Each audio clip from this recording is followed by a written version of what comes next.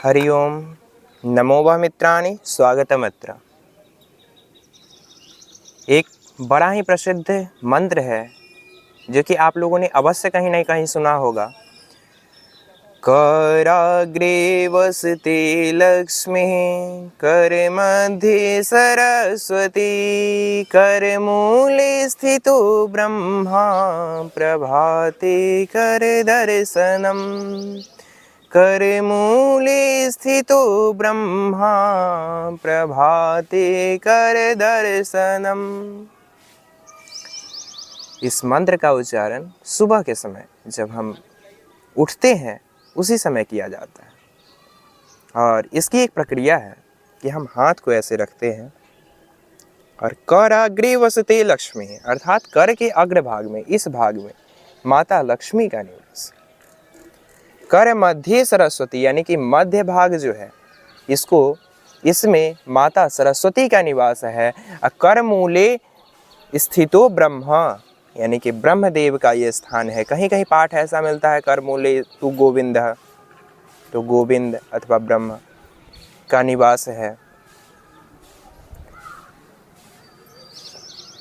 प्रभाते कर दर्शनम, यानी कि सुबह के समय में, प्रभात में, सुबह प्रातः काल में मैं कर का दर्शन करता हूँ ऐसे करके, और उसके पश्चात हाथ को रगड़ते हैं, हाथ कुछ गर्म हो जाए, और उसके बाद सेहरे का स्पर्श करते हैं।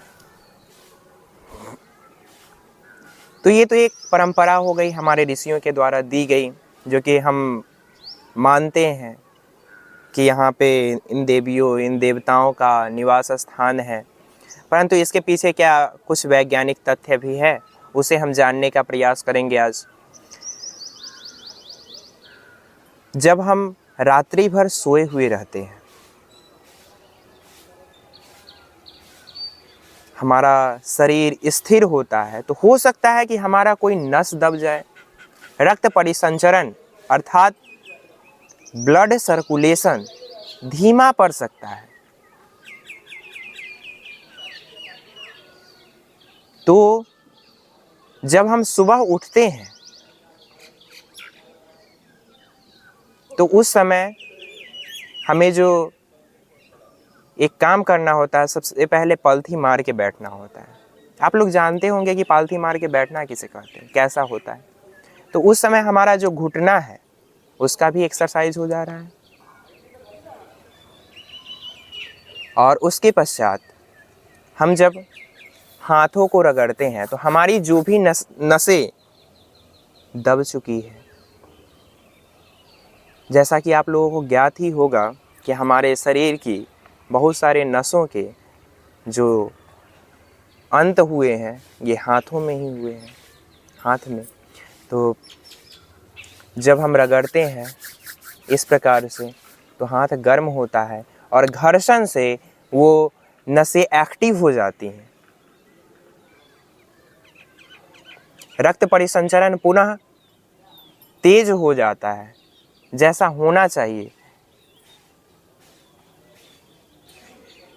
तो इससे हमारी नसों के माध्यम से मस्तिष्क को, क्योंकि हम उठ तो गए होते हैं, हम निद्रा को त्याग चुके होते हैं, लेकिन हमारा शरीर अभी भी शयन की अवस्था में होता है।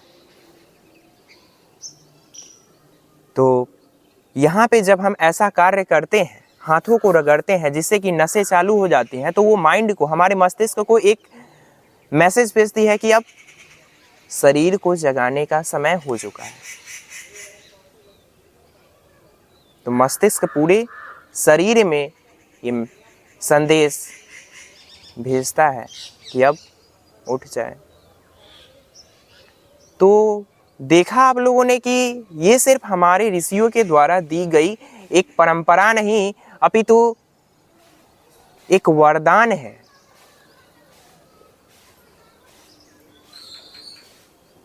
तो परंपरा के तौर पे करें, या फिर अगर हम अपने शरीर को स्वस्थ रखना चाहते हैं, जैसा कि आप लोग जानते हैं कि अभी के समय में घुटने का दर्द एकदम कॉमन हो गया है, लगभग लोगों में हो जाती है।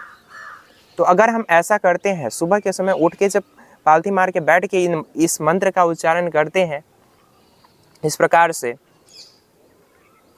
तो सुबह के समय जो ये एक्सरसाइज हो रहा है जिससे कि आने वाले समय में हमें ये इन बीमारियों का सामना न करना पड़े, इसलिए आप लोग अवश्य ये कार्य करें। आशा है कि आप लोगों को ये प्रस्तुति अच्छी लगी हो। धन्यवाद।